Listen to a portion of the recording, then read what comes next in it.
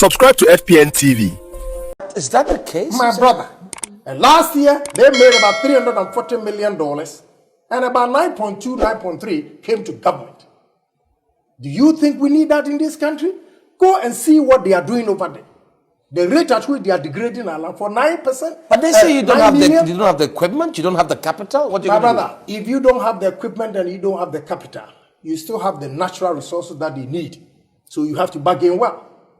You see, my leaders or some ministers who come with another school of thought and tell you that, look, we are making, they pay taxes, this and that, corporate tax. If I declare that I made 20 million, then you're going to tax me on it. If I come and tell you 1 million, that's what you're going to tax me on it. Or you can say you didn't make any money at all. I didn't make money at all. So what are you telling me?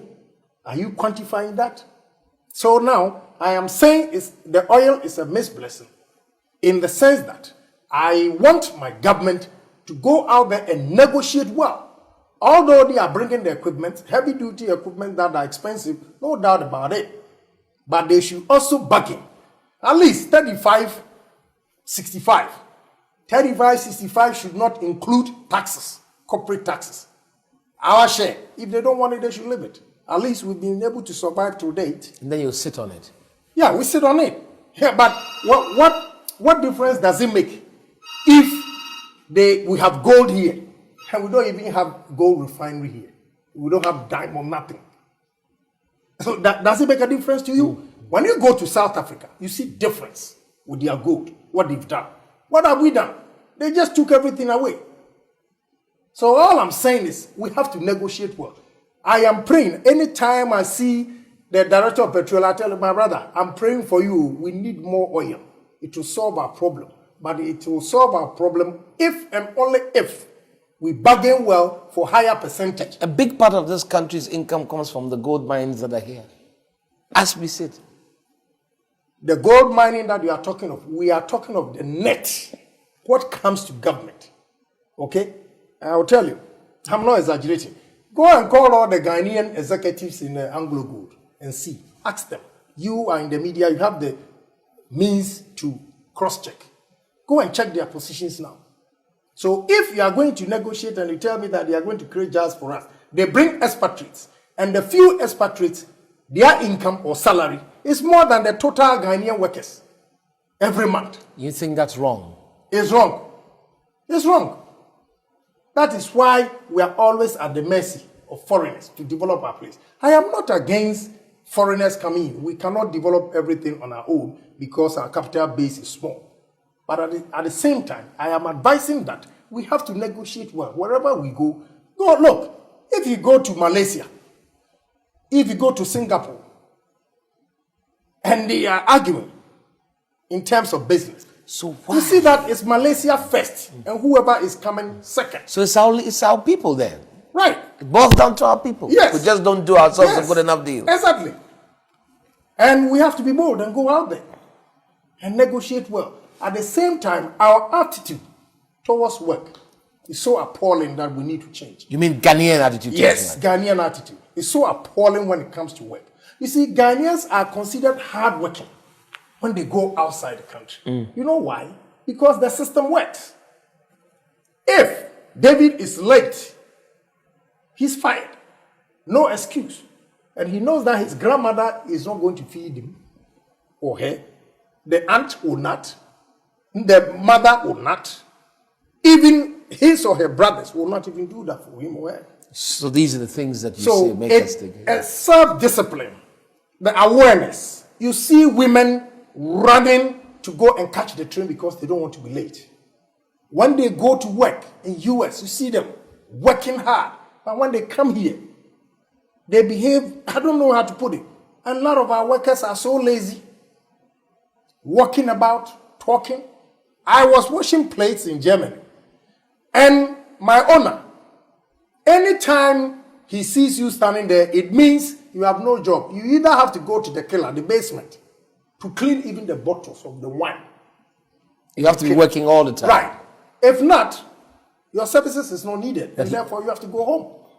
Here, that's obviously not the case. No. Anytime you talk about firing, they think you're a mean person. To sack people. Yeah, sack them. Africans don't want to be sacked. You're a wicked man if you sack people. But we have to be bold and sack people. It's a mentality, isn't it, then? Yeah, but we need to talk about it. Yeah. We need to change it. We can only change it when we talk about it. A lot of politicians are afraid to talk about it. But we need to talk about it. Let the people know when you're at fault, you're at fault. Go home. Let another person. You see, if I fire David today, the gentleman sitting here coming to take over your position will question, why was David fired? If he gets the reason for David being fired, he sits up by correcting himself that if I also repeat the same mistake, I'll be fired. And therefore, he will make sure he doesn't repeat the same thing. That moves the company up. Would you describe Ghanaians as timid?